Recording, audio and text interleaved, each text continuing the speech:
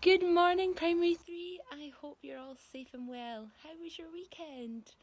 The sun's shining here, so I hope it's shining where you are. Today we're going to be reading The Cook Up. But before we get started, what do you think about George's Marvellous Medicine? I hope you're enjoying it. I can't believe what George has been getting up to since the Marvellous plan.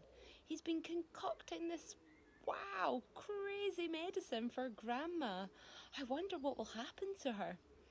And can you believe it? He's been going into every room in the house and getting all sorts of ingredients.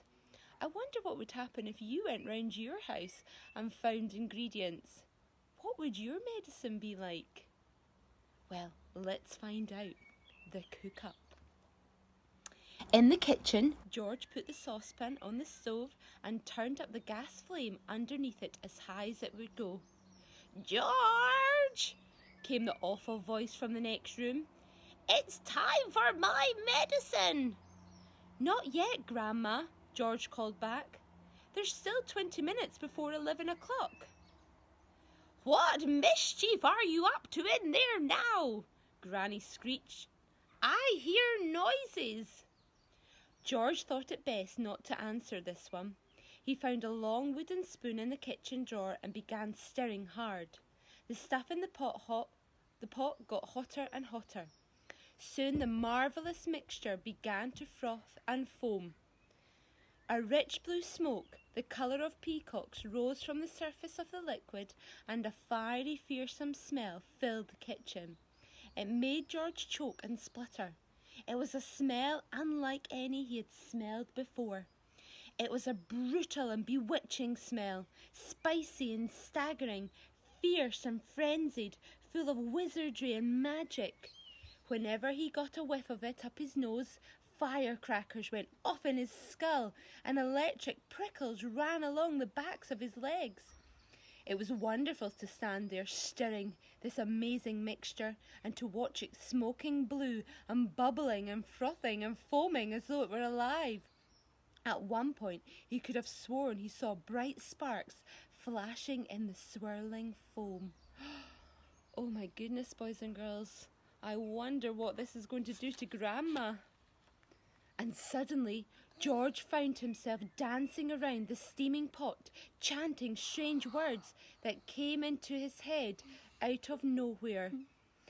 Fiery broth and witch's brew, foamy froth and riches blue, fume and spume and spoondrift spray, fizzle swizzle, shout, hooray!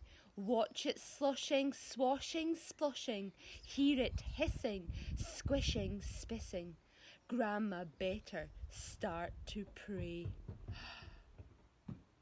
Well, I think I would definitely be praying if this medicine was coming to me. Next chapter, brown paint. George turned off the heat under the saucepan. He must leave plenty of time for it to cool down. When all the steam and froth had gone away, he peered into the giant pan to see what colour the great medicine now was. It was a deep and brilliant blue. "It needs more brown in it," George said. "It simply must be brown, or she'll get suspicious." George ran outside and dashed into his father's tool shed, where all the paints were kept.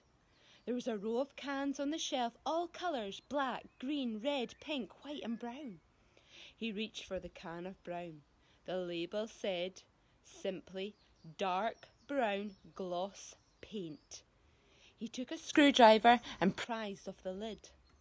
The can was 3/4 full. He rushed it back to the kitchen. He poured the whole lot into the saucepan. The saucepan was now full to the brim. Very gently, George stirred the paint into the mixture with the long wooden spoon. Aha! It was all turning brown, a lovely, rich, creamy brown. "Where's that medicine of mine, boy?" came a voice from the living room. "You're forgetting me. You're doing it on purpose." "I shall tell your mother." "I'm not forgetting you, Grandma," George called back. "I'm thinking of you all the time. But there are still 10 minutes to go." "You're a nasty little maggot," the voice screeched back. You're a lazy and disobedient little worm, and you're growing too fast. George fetched the bottle of Grandma's real medicine from the sideboard. He took out the cork and tipped it all down the sink. He then filled the bottle with his own magic mixture by dipping a small jug into the saucepan and using it as a pourer. He replaced the cork. Had it cooled down enough yet? Not quite. He held the bottle under the cold tap for a couple of minutes. The label came off in the wet, but that didn't matter. He dried the bottle with a dishcloth. All was now ready. This was it.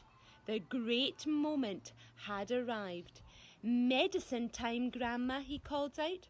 "I should hope so too," came the grumpy reply. The silver tablespoon in which the medicine was always given lay ready on the kitchen sideboard. George picked it up. Holding the spoon in one hand and the bottle in the other, he advanced to the living room. And I'm going to leave it there because the next chapter is Grandma Gets the Medicine. Oh dear, boys and girls, I really do wonder what's going to happen to Grandma. What do you think? Let's find out next time. I'll pass it over to Miss Duffy now. Enjoy the rest of your day, boys.